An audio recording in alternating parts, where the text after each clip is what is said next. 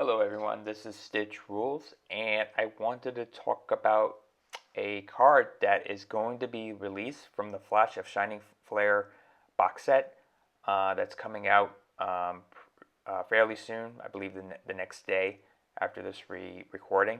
It's called Kheiron, the Star Knight. It's a level 7 and Fiend monster, and its requirement is if your opponent has a monster on the field, send the top card of your deck to the graveyard, and its effect is choose one face-up level 5 or higher Fiend-type monster on your field, and if it attacks a defense position monster this turn, they inflict piercing battle damage. If the attack of the attacking monster exceeds the defense of the attack target, inflict the difference. It's an attack stat of 2300 and defensive 1800. And when I look at this card, obviously this points directly towards Royal Cassidy's Royal Rebels deck theme, which I particularly like. It's that particular strategy very well. I've used it countless times with my play in the past, although the deck itself has fallen off due to just the bombardment of new meta with your light galaxy, dark galaxy, and all the versatility those types of decks have. But with the incorporation of Kheiron the Star Knight now, this really puts Royal Cassidy's Royal Rebel strategy, at the very least, in legitimate rogue status. I really believe this one card is really needed for the Royal Rebel strategy, and because the biggest weaknesses that prior to this card for Royal Rebels was being able to inflict consistent piercing and its low defense stats for all the Fiend monsters, because now it's very common for all decks to do some sort of piercing. So with their low defense stats on a consistent basis, that it always puts Royal Rebels behind the life point stats, because most decks now can do consistent piercing. However, with the incorporation of Star Knight, this changes a lot of different dynamics for Royal Rebels. For one, now opponents cannot play too conservative anymore.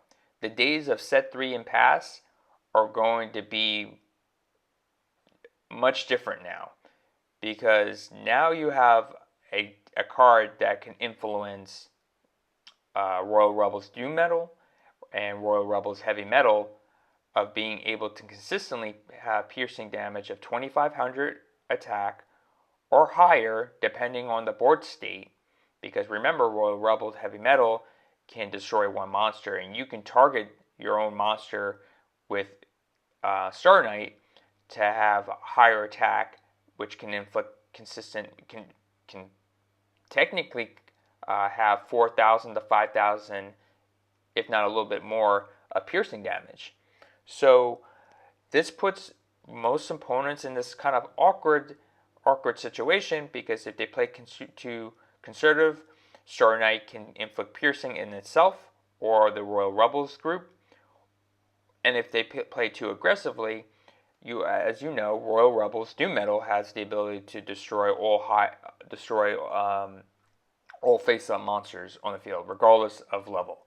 So this is a very good card that was well needed for the Royal Rebel strategy, and it also has a decent defense. So if you're going first, you can either set this card, or you can use the Doom Requiem skill to place it on the field, because it is a level 7.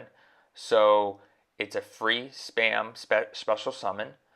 Well, it's not special summon; it's place for the skill. So that's very important actually for certain trap cards. But it places those two cards on the field, so you can have this card in the field with no cost or downside. Now, I think that because of this, it puts opponents in an awkward situation, because Kheiron the Star Knight has an easy requirement, having to send one card from the top of your deck as long as the opponent controls a monster on the field. So the monster could be either face up, it could be set, it could be, so it doesn't really matter as long as there's a monster on the field. So, and then it could choose itself as the monster to attack piercing. So you're going to at least have 2,300 attack piercing, no matter what. Or utilizing the other the other Royal KCD's Fiend monsters that are level 5 or higher. So at the minimum, you will have 2,300 attack piercing on a consistent basis, because you can recycle this with spell cards. You can also use utilize Shadow Buyer to shuffle back into the deck, so you can consistently get it back. You can utilize it on your first turn. You can utilize it on your second turn. It's a versatile card. There's no restrictions, so it's not a limited 3, I believe. I'm pretty sure it won't be limited 3. So Royal Rebels don't have to worry about that type of stigma. On top of that, they don't have limit 3s at this point because Royal Rebels Heavy Metal was a limit 3 at one point, but now it's unlimited. So it can be flexible into this deck with no issues whatsoever. Now how should we replace this card in the current deck theme for Royal Rebels? I really believe Royal Rebels Invasion, the level 7 super rare, can now be taken out of this deck and be replaced with Star Knight. Star Knight in every way is better than Royal Rebels Invasion, in my opinion, because first, Royal Rebels Invasion has 0 defense, has the same attack as Star Knight, 2,300, and its effect, while it's decently powerful, there's some, which is destroy all face-up level 4 or lower monsters on your opponent's field. It's not enough right now. It's just not enough, because now so many decks can spam out high level 4, level 5 or higher monsters. So the effect doesn't really. It's just not that strong anymore. At least in the current format we're in. So I think that Star Knight can easily replace Royal Rebels Invasion, and now you have a decent defense, the same attack as Royal Rebels Invasion, and Star Knight has the ability to do piercing on a consistent basis with targeting itself or targeting Doom Metal or Heavy Metal as a body. On top of that, it can get revived from Royal Rebels Phaser, so you can get it back on the field and inflict consistent piercing if you wish to do so. So there's so many ways to get it. It feels like a perfect fit for the Royal Rebels strategy, and I think that we can now replace Royal Rebels Invasion with Star Knight with 3 copies of Star Knight replacing Royal Rebels Invasion. This card is not to be underestimated, I believe. I know that with the release of current cards, Heroes got a ton of support, and it kind of overshadows this card because the amount of hero support has kind of like got the popularity a lot with that type of deck theme, which is great if that's your thing. But don't, if you're a fan of Royal Rebels or you like to use that deck and decided to not use it because the meta is just so strong at this point, but now you're reconsidering utilizing Royal Rebels, I really would consider this card because it changes a lot of dynamics with the Royal Rebels strategy. Now, piercing is no longer an issue to consistently provide, and while the Royal Rebels strategy still has the caveat of the 0 defense, problem. It does supplement a little bit due to the fact that Star Knight has a high defense. So the high defense, it's a great card considering all the phases of the game. And I believe that Royal Rebels is definitely a legitimate rogue strategy at this point. Being on the tier list now, that remains to be unseen because we still have to test this out with the strongest decks in the game. But with a skilled player, in combination of using Star Knight, I truly believe that Royal Rebels is now a legitimate, solid rogue strategy that can be applied to the current format.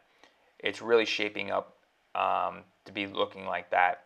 As long as Star Knight is not limit 3 and it's unlimited, because you have to keep in mind the traps and Ghost Cyclone cards that can be utilized with the Royal Rebel strategy.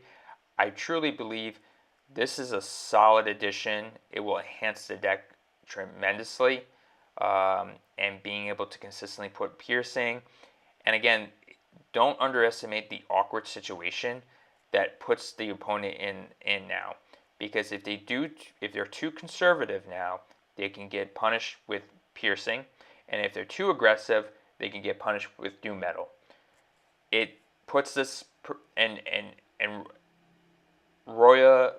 KCD's Royal Rebel strategy thrives with all face up, and now can thrive. Doesn't matter now. It can thrive with piercing. So again, don't underestimate that, because the Royal Rebel strategy can just OTK out of nowhere. With a skilled player, OTK no problem out of nowhere. So I'm really looking forward to the box release and testing this card out heavily. Again, I really do believe that the Royal Rebel strategy is indeed a solid rogue strategy. Potential tier 3, but we'll see. We're going to have to see. But Star Knight definitely puts Royal Rebels right back on the map with being rogue. Respectful rogue status for sure.